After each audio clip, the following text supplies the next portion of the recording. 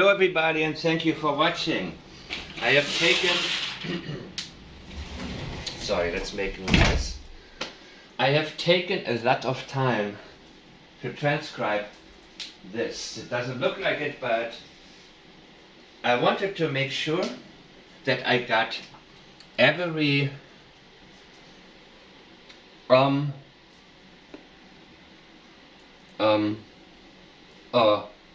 I made sure I wanted to get every one of those in there, because we are now going to look at Katie Proudfoot's language pattern. And this is another statement that has been sent to me. Actually, Lauren has taken it out, made a short video that I'm gonna share as well over here on YouTube. Sunday, we were out and about. We had a really good day.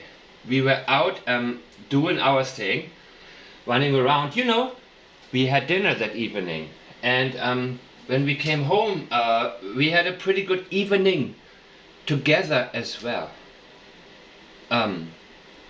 He was playing right until bedtime, and then some.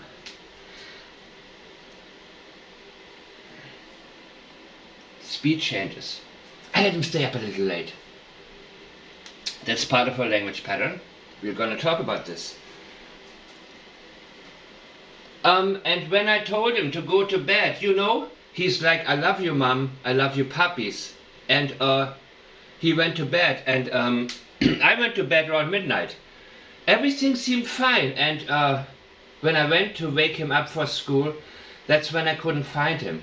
He wasn't in his room. He wasn't in the house. So, of course, there was a different statement before that where she said, when I woke him up for school, he wasn't there. You know, she's learning.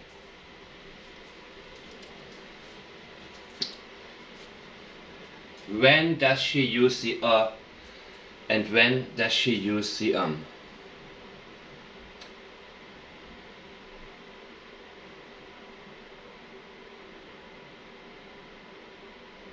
Does she need some time to think? Pretty good evening together as well. Okay, let's go at it, little by little. Sunday, we were out and about. We had a really good day. A really good day. She says really, she's emphasizing that it's probably not often that they have a really good day. We were out and about. She says out the second time. From what neighbors have said, many of them didn't even know Sebastian existed. They kept him in the house most of the time. Being out is special for them. We were out and doing our thing. Our thing. You see, there was a very different dynamic when Katie and Sebastian were together. I have looked at the older videos and the older photos, and I don't see friction or tension between them. I see a mother and a son who are connected. Chris wanted Sebastian out of the house, there's no doubt. Katie wanted to stay with Chris. Chris said, Faith, his daughter, cannot be around Sebastian. But he was fighting for custody of Faith. So how was this going to end up?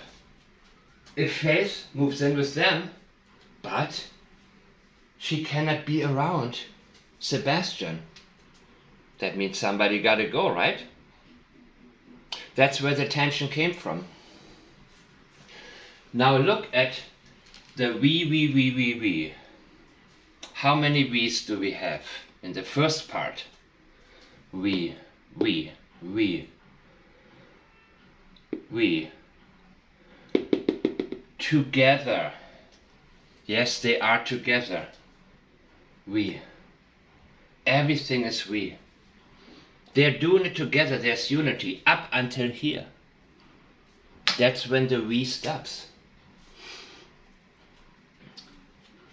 We were out and about and doing our thing, running around. Okay, you know, we had dinner that evening. Also, maybe not common for them to have dinner together. We had dinner that evening, and when we came home, we had a pretty good evening together as well. You see, she's saying evening twice. She told you she's had a good day, and then they had dinner that evening, but it starts to become sensitive because she wants to emphasize that the evening was also pretty good, and she minimizes it by saying pretty good.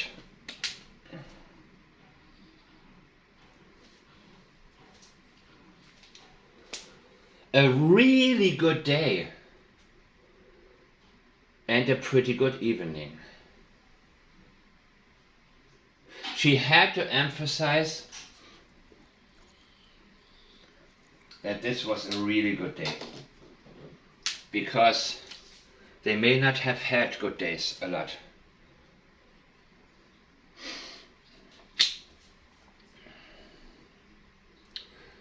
There's a reason for every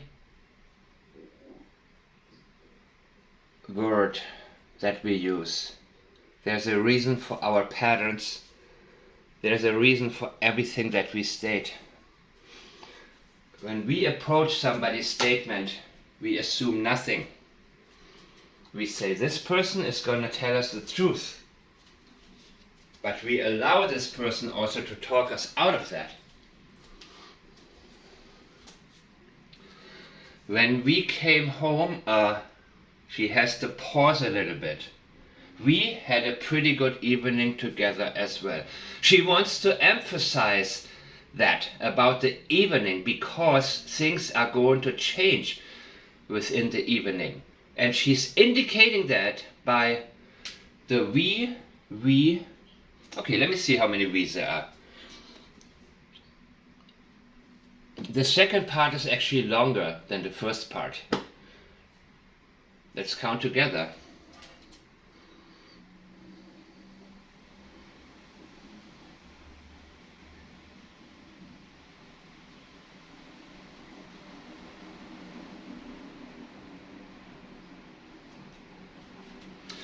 So I'm counting 6 we's, but also 1 hour, our thing, and then the word together, which also indicate unity.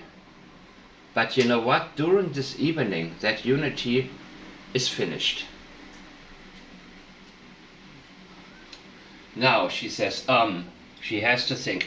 He was playing right until bedtime.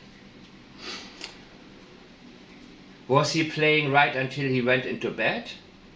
Or until bedtime? What is his bedtime? And then some. He was playing longer than he should have. Why? Wasn't he tired? He ran around all day long. You see, now we're going to have to get into the area where Seth Rogers actually suggested that she would medicate him a lot, give him sleep aid. And he actually thought at one point, I don't know if he still thinks that, Sebastian died of an overdose. He was given too much sleep aid, that's what he thought. You can watch my video, Who Caused Sebastian Rogers' Disappearance. I have a little bit different version. That video is, I consider to be my video of videos, because it deals with the most important part of the disappearance of Sebastian Rogers.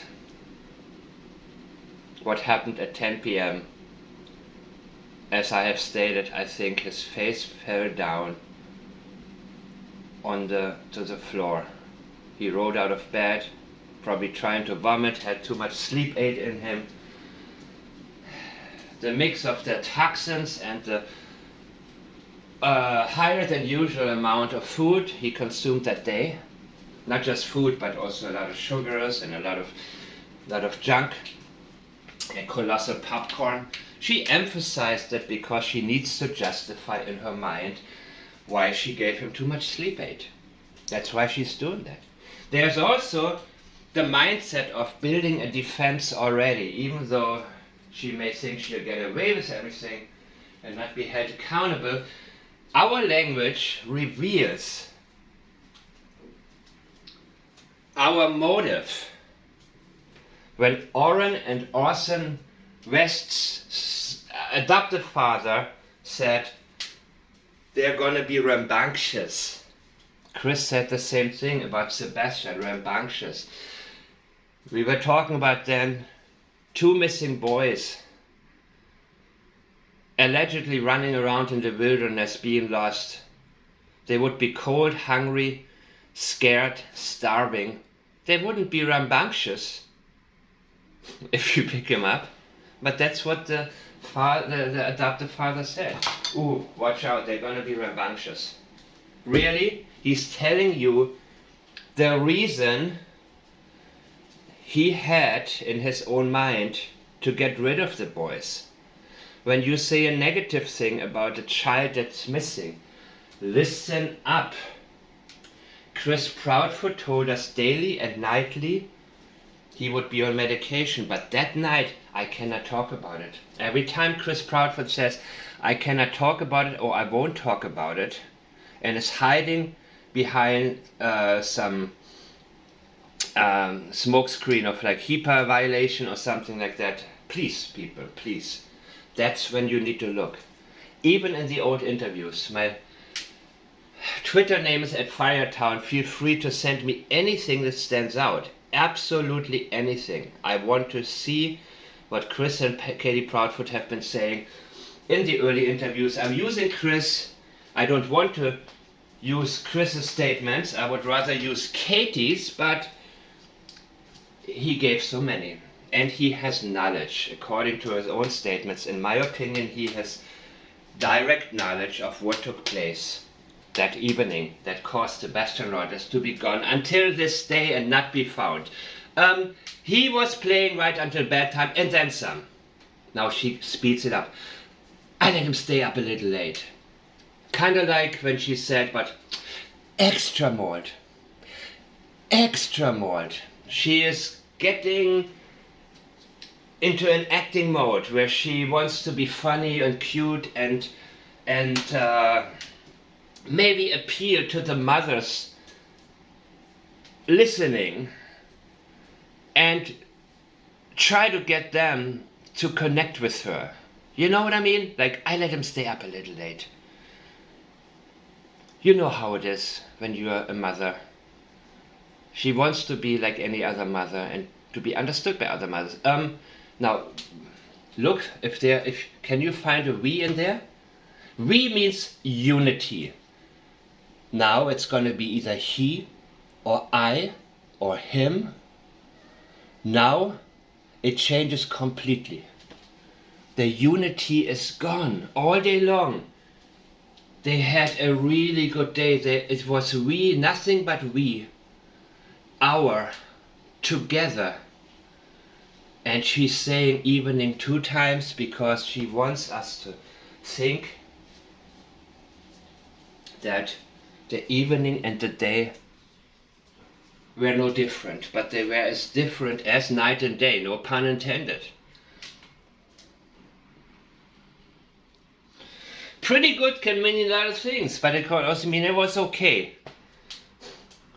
It can also mean it was great when it started and then things went south. And when I told him to go to bed, she had to tell him to go to bed. And by the way, what is and then some?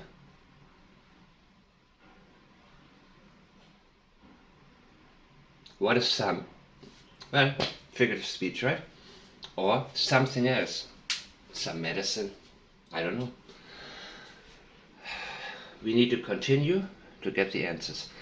I let him stay up a little late. He did not want to sleep. That's exactly what she's telling us. He did not feel like sleeping. She will tell us 3 times.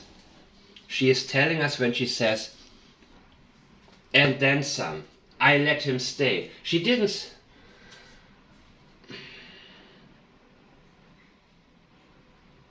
She didn't say he stayed up a little late. I let him stay up a little late. She's indicating that she was about to have had it with him staying up late. Remember, there was a lot of tension between Chris and Katie because of Sebastian. She was about to call her husband. And by the way, we need to know a little bit more about the timeline, which is also sensitive. Chris doesn't tell us anything about the timeline. Very, very little. He was out of town 3 hours away. So when was the last weekend he drove down there? Either to his wife or his family. What was he doing on weekends?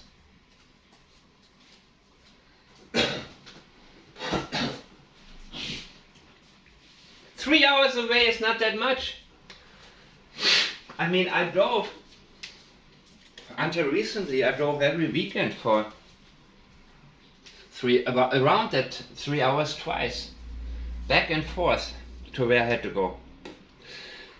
It's not fun, but it is a very, very short distance when there was a purpose, a reason behind it. 3 hours away is not a big deal. Not a big deal at all if you have a nice car and listen to some music and you have some coffee to stay up and focused, you know what I mean? So, you know what I mean. Maybe you don't know, maybe you don't drink coffee. You see, I'm analyzing myself all the time. And I like it actually. And I figure out about myself why I use certain phrases.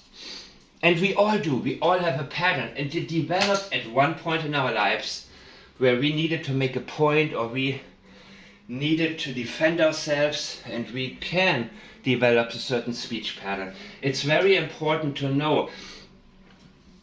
When Katie Proudfoot speaks fast,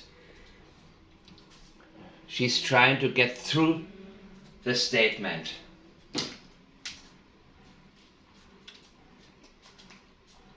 It's a script. A script can be developed long before the interview.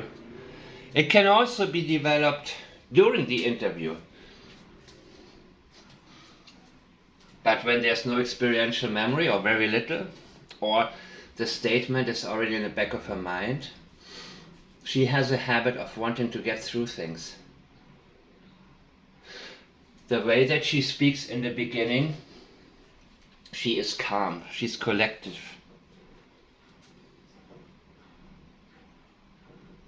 She speaks from experiential memory. Sunday, we were out and about. We had twice, she says, a really good day. I believe you. And I also believe that good days like that were very rare. Really, really good day. You say that when you almost cannot believe how good it was compared to, you know, many other days. We were out. Twice, she says, out. It was not usual for them to be out together. They kept Sebastian in the house most of the time, from what I understand. If I'm wrong, point it out. I don't think so. I don't think I am. We were out and doing our thing.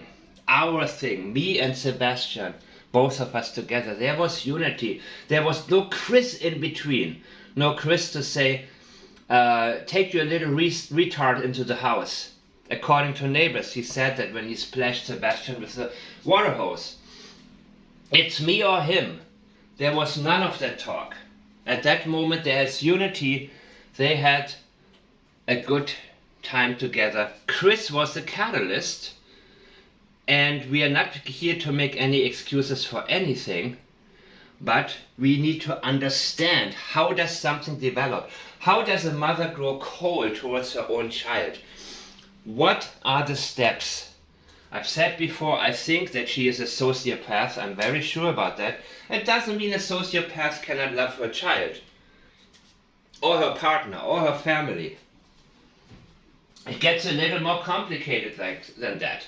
But she can emotionally distance herself to the point that most of you, fortunately, cannot relate to.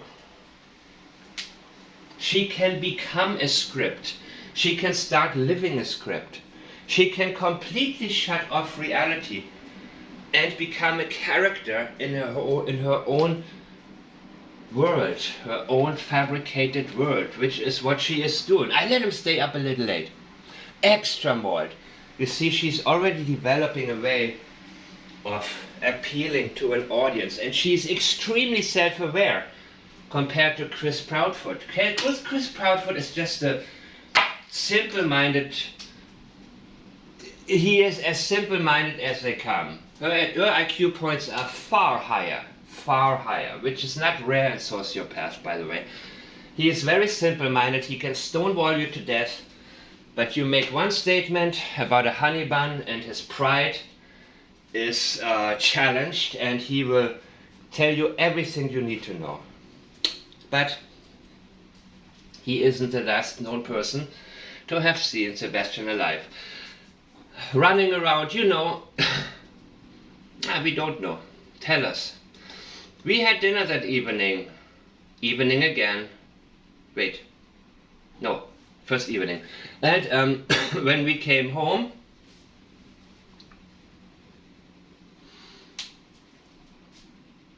we had a pretty good evening together as well.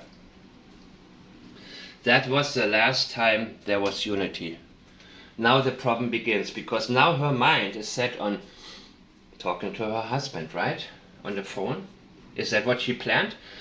He was playing right until bedtime and then some. He was doing that. What did you do? What were you doing?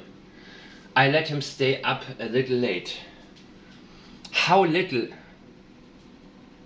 Are you trying to minimize how late he stayed up? Or how much of a conflict it became to get him to go to bed? And when I told him to go to bed, she had to tell him. So the third time she's saying there was a problem with him sleeping. And then some, or a lot, he was playing longer than usual.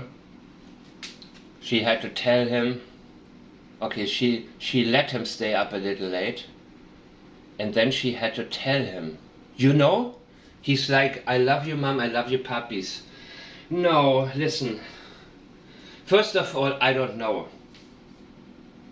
When I told him to go to bed, you know, he's like, you had to tell him to go to bed. What did he say? What did he reply with? Did he say, okay, did he change into his pajamas? Did he immediately, really? No. When I told him to go to bed, you know, he's like, she didn't say he said, he's like, I love you, Mom, I love you, puppies. Didn't she say the same thing in another interview or something very similar? Maybe he said something similar. But she is qualifying it.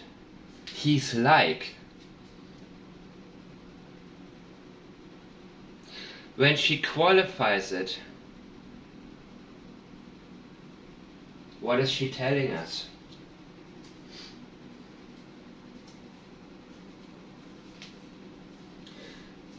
There was a lot more that was said.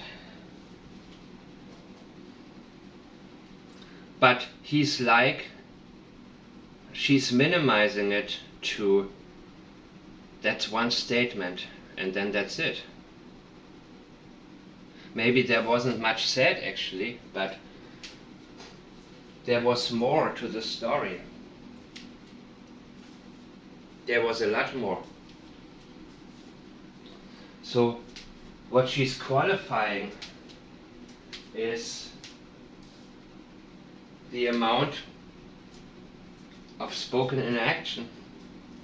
He's like, okay, that's enough. Oh, okay, I love you, mom, I love you, puppies. And he went to bed. When? How soon? After she told him. And what else happened? What about the medicine? If you give him medicine daily and nightly, what about that specific night? That's what I care about. She is not telling us. Seth told us many times she gave him sleeping pills because he would not go to sleep. Especially since he gets overstimulated, as Katie once told us. Chris went as far to say he was rambunctious.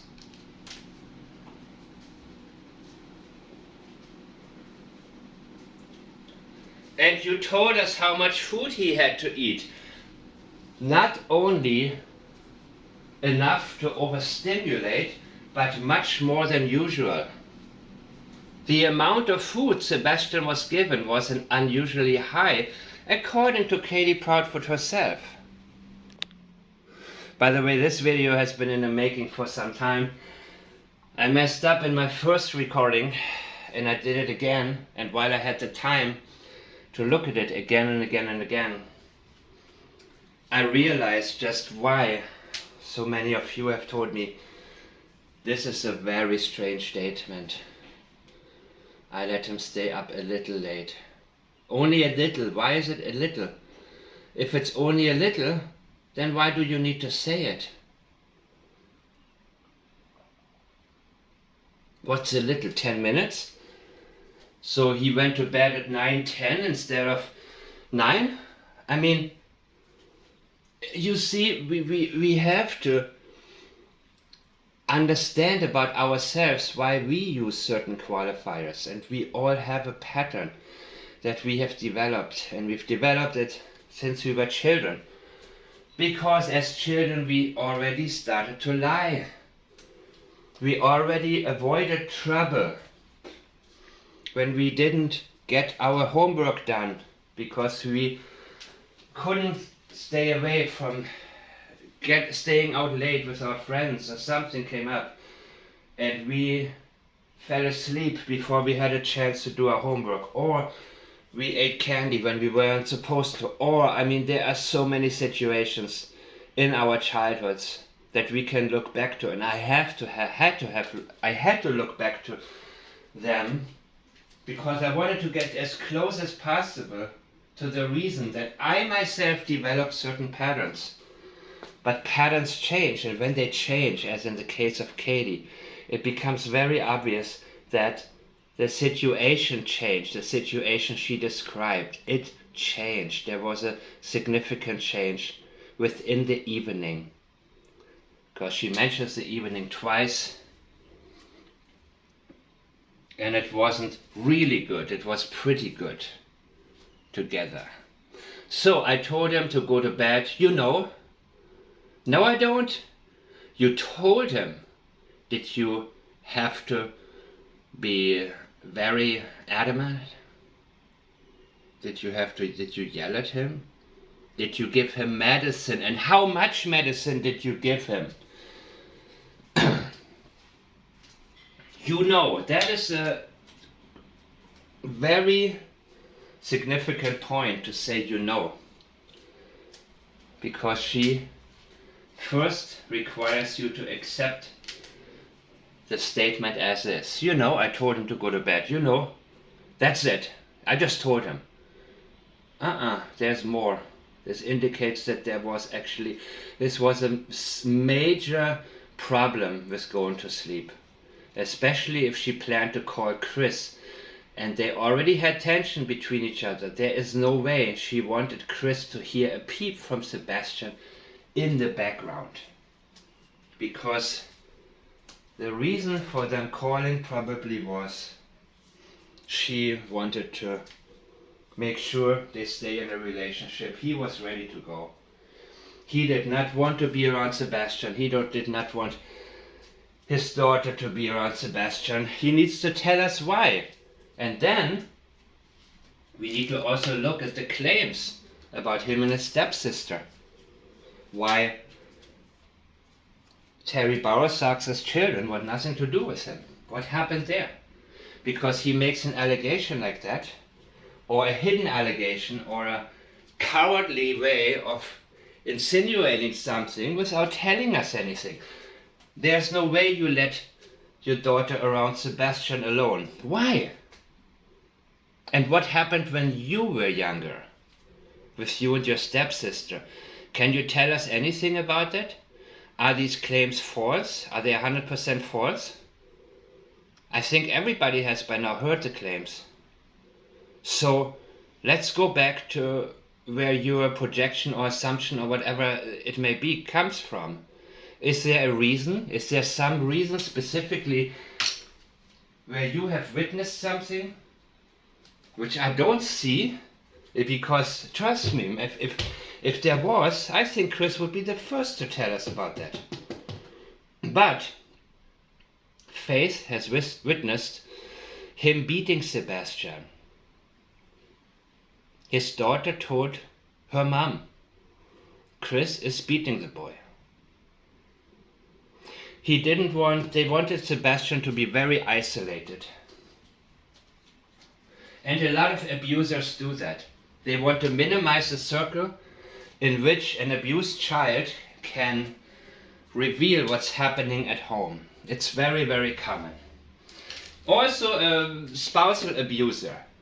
He wants her to get rid of all her friends and not talk to her family because they are the ones who care.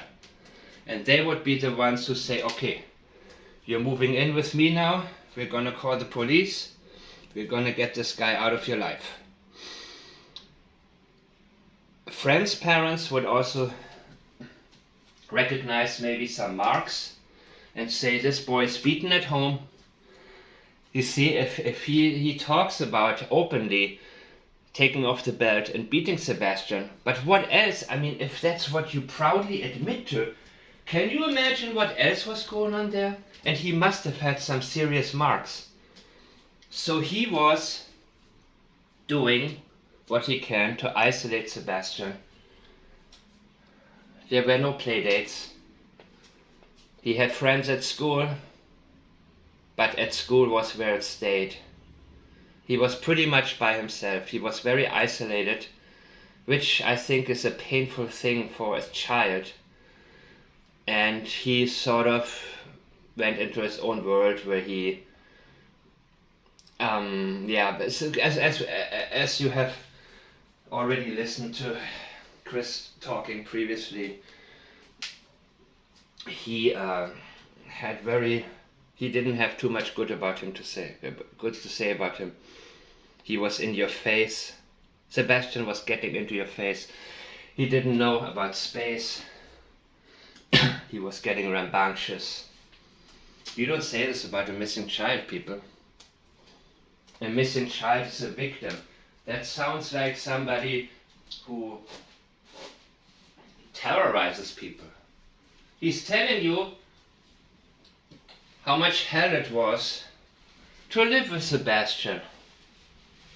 At that point where you are supposed to not know what happened to him.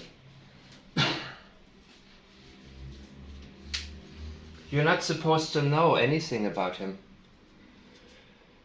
Wow, this is a long video, but I'm happy that I'm getting into the details here because I don't want to make too superficial analyses.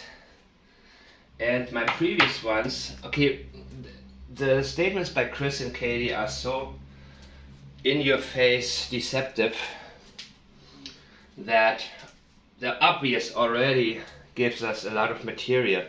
But now this is pretty much how analyses work most of the time, where a statement just feels wrong, but you analyze it to see what happened within an event. And when I told him to go to bed, no, I don't know. You told him, how did you communicate? Did you give him sleep aid? How much did you give him? Did you yell at him? Did you say, I've had it now, you better go sleep? So she could talk to Chris. He's like, I love you, mom, I love you, puppy. He's like, doesn't say, he said. She's trying to give you a vibe. He's like, I was like, you're crazy, dude. When people say that, they don't actually tell somebody, you're crazy. They're qualifying it because they want to tell you that it was maybe on their minds only, this guy's crazy, and they express it in a different way. I told him he's crazy. I was like, you're crazy, bro. Really? Yeah, maybe I said it, but maybe not. Maybe I used some different language. Maybe it was only in my mind. You see? She's qualifying it. First she accepts us to know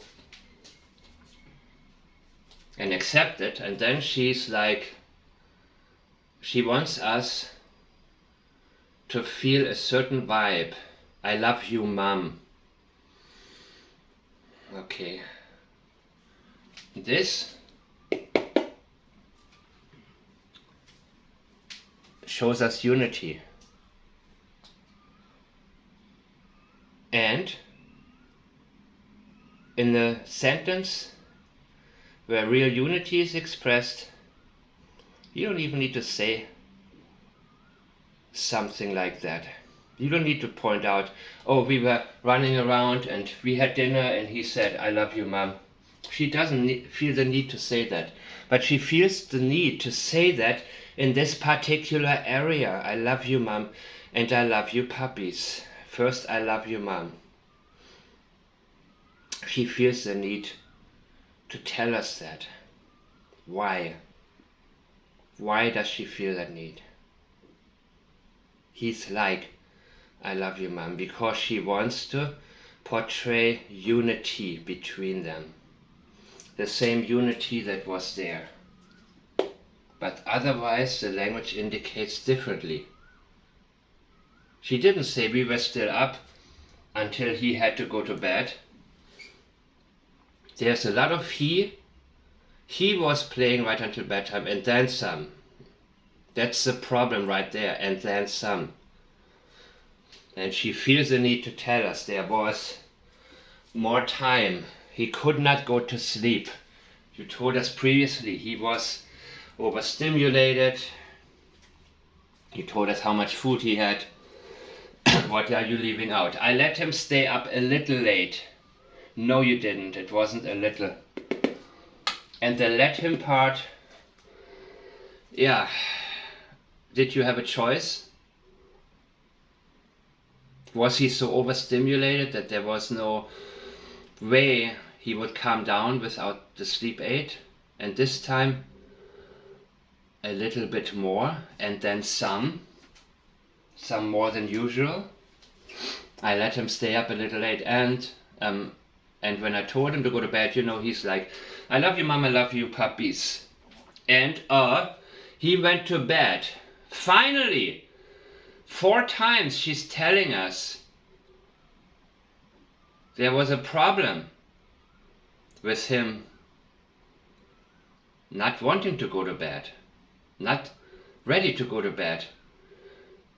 And so the can indicate that a lot of other things happened in between her telling him to go to bed, whatever that might mean, and finally going to bed. What was done in between? What words were exchanged?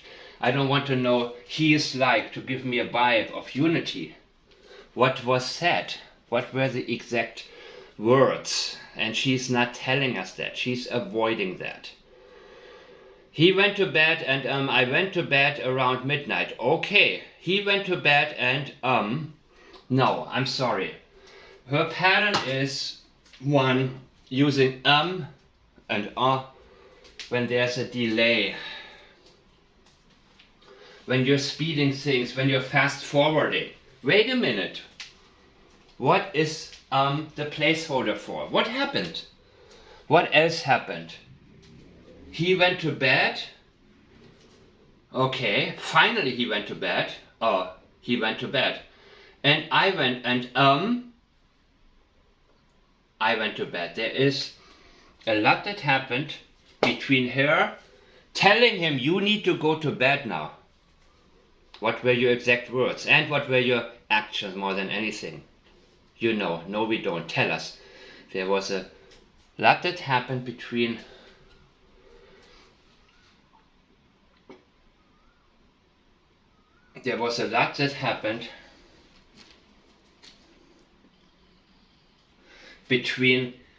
him playing and staying up a little late, and her telling him.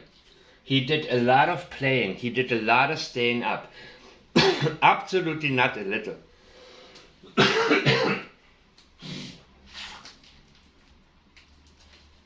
That wasn't a little.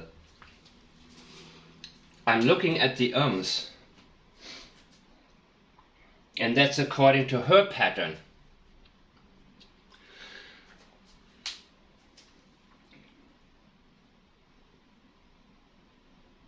Let's look at it.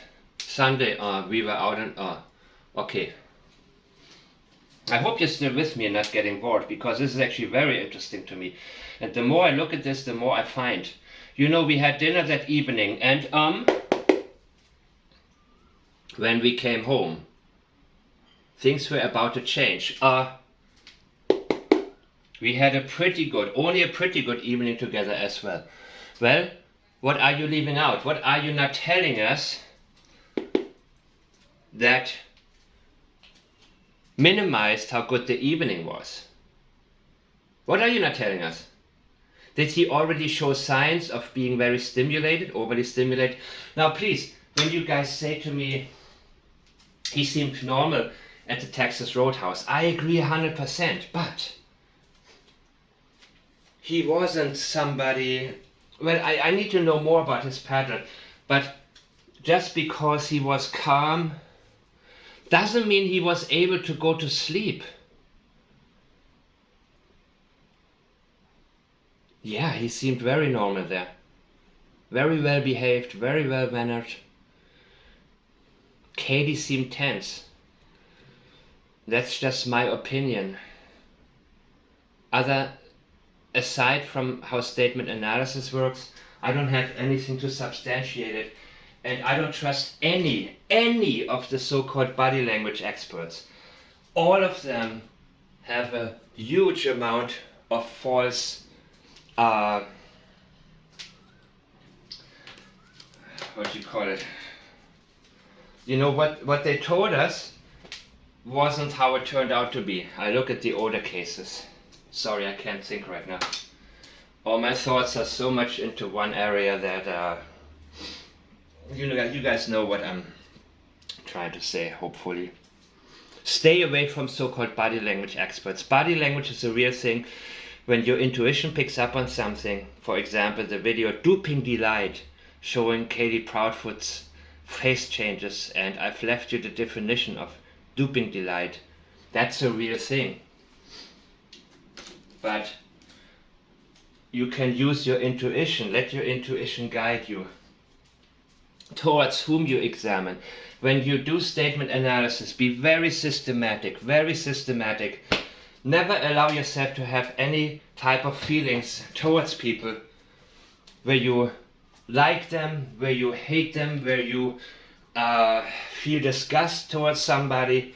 Many times the good guy did it, and many times the bad person who has done a lot to damage others wasn't even there.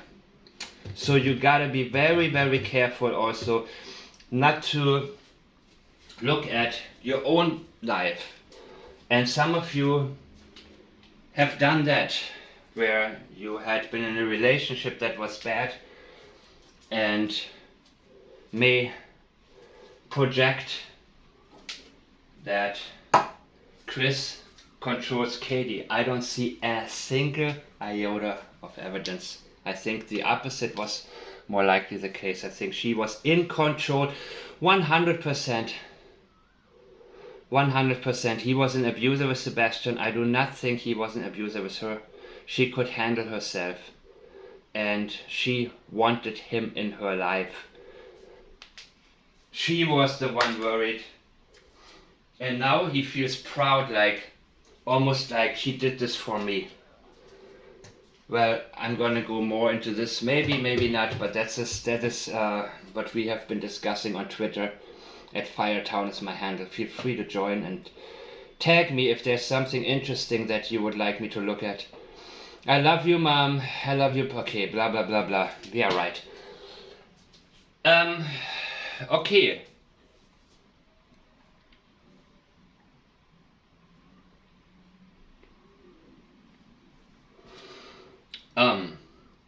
The evening was pretty good, but then he was playing right on. That became a problem now, and there is now a gap.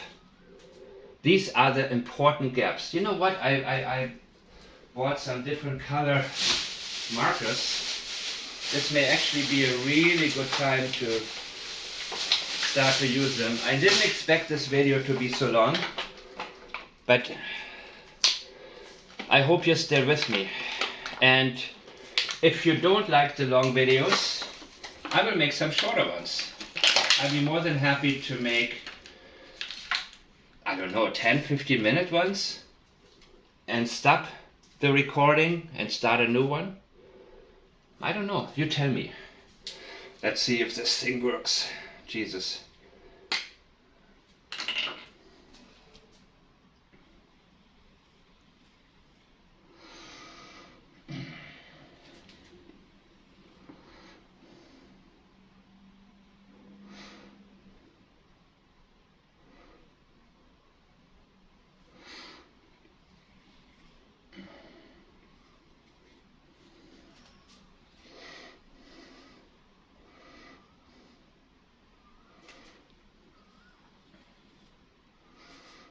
When I told him to go to bed, you know, he's like, I love you, man.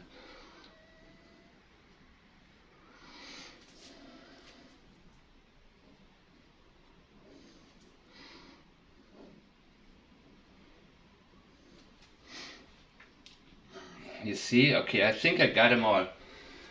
Now, I want to circle the you know. You know what? This is not very good, these markers. They're very... Jesus Christ, man. Ugh. I got them from a discount store, and yeah, discount is exactly what they seem. Okay, well, let me try some else also.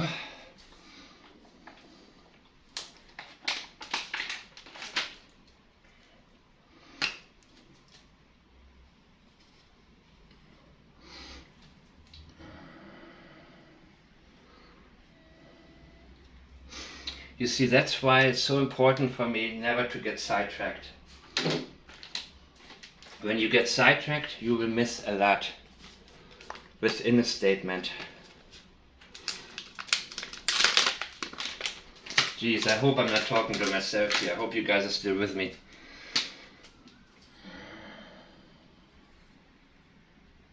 So, Sunday, okay, that's just, she has to think.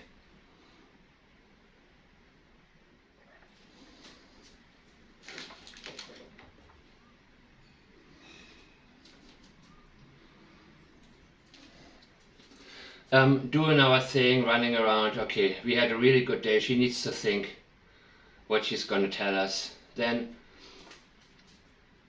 they had dinner this evening.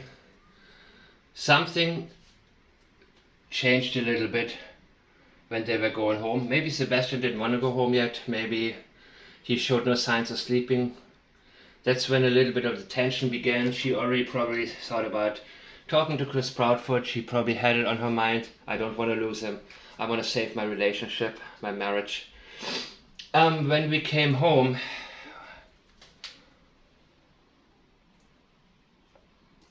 we had a pretty good evening together as well. No, it changed. It was only pretty good because it already started to go down from the really good day that they had. I mean, it was still alright. Again, he was playing right. That's when the problems began. He was playing right until bad time, and then some, and then some, and then some what? She was annoyed. She was getting very annoyed. She wanted time alone with Chris on the phone. And when I told him, and then some medication, and then some arguments, and then some, what else, what was there? I let him stay up a little late. Then the comes. She has to use his little jokey attitude to minimize what really took place, what the problem was, why the delay with the And when I told him there is a change here, and told, I'm sorry. How did you tell him? I had to tell him. I had to get stronger. There is a complete change here. You know. I told him it's in between the and the you know. It shows there was a complete change in attitude. She didn't say, I had to tell him. She could have also said, he finally went to sleep. But she doesn't do that. This is a very sensitive area. The area of him, and then some, a little late, I told him. He did not want to go to sleep. That was a big issue. What would you say if your son was awake an extra 30-40 minutes maybe? Would you say, I told him to go to sleep and finally he went to sleep? Or finally he got tired enough? That point doesn't come in. There are delays. She's skipping over things. What happened when he couldn't go to sleep that made him go to sleep eventually? When I told him to go to bed, okay, finally, you know, I don't know, but I'm starting to get the idea within the context of the other statements surrounding this. He's like, I love you, okay. No, he's not. I mean, if that's what he said, there were other things said.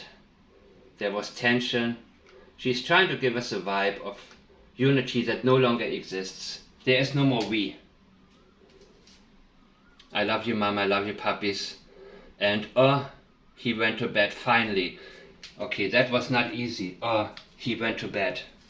There's a delay there. Things happened. Time went by. Things were said. Were heavy amounts of sleep aid administered? What made the difference? You tell me. Don't tell me I know. Don't say you know. I don't know. You are the one with the information, not us. He went to bed and another I went to bed around midnight. Okay, there's a lot that happened there also. There's a lot she's leaving out. That's just her pattern, right? Well, I've been looking at her language for quite some time. And when she uses there is a delay in what happened. Well, she needs time to think. Everything seemed fine. Everything. Now here's my question. She's telling you, I went to bed around midnight. Okay. Why was everything fine after she went to bed? She didn't say, okay, he went to bed. Finally he went to bed. And things, and I didn't see anything, I didn't hear anything. It was a quiet night, and then I went to sleep. No, you went to sleep, and you fell asleep. And after you went to sleep, everything was fine. Really? Did you go to sleep? Did you really go to sleep? How do you know everything seemed fine after you went to sleep? What happened after midnight that is so sensitive? You're telling us anything that happened after midnight could not have happened with you participating. You told us many times between midnight and 6. You were asleep. There is nothing you could have been seen doing, right? Everything seemed fine, and a lot happened. You see, there's a time delay again. When she says she is skipping things. I can't believe I'm almost done with this. This is the longest analysis I've done. And again, I didn't plan to do that, but this statement has shown me how easy I had it in the previous ones, how obviously deceptive Chris and Katie were, that I didn't even need to prepare anything. Because the red flags, I mean, they had more red flags than a Chinese military parade. All of these statements, I have seen more red flags than in any other case without an arrest.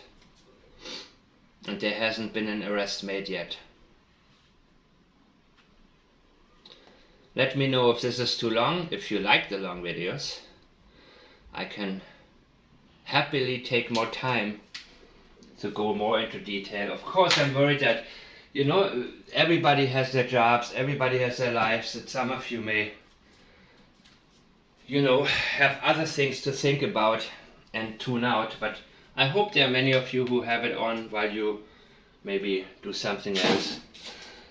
And I went to bed around midnight, everything seemed fine. And time delay. When I went to wake him up for school, now this is very important. Oh my God, these markers.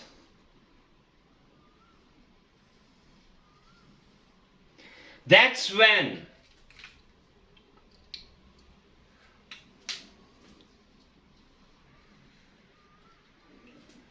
I went to wake him up for school, that's when I couldn't find him.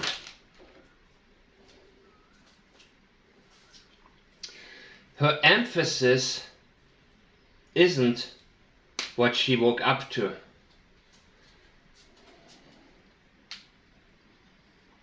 She wants to convince you that until this time, everything was fine. Everything seemed fine.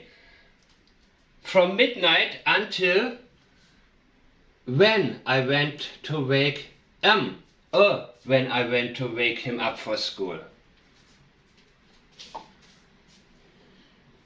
He went to bed and a lot happened. I went to bed around midnight. Everything seemed fine. Yeah, sorry, but you were asleep. How do you know? Well, I know that that's what you want us to believe. And there's a lot that happened now in between. When I went to wake him up for school, that's when I couldn't find him. No, that wasn't the moment that Sebastian didn't disappear. That was not it. Because you're emphasizing in a manner that is trying to convince us.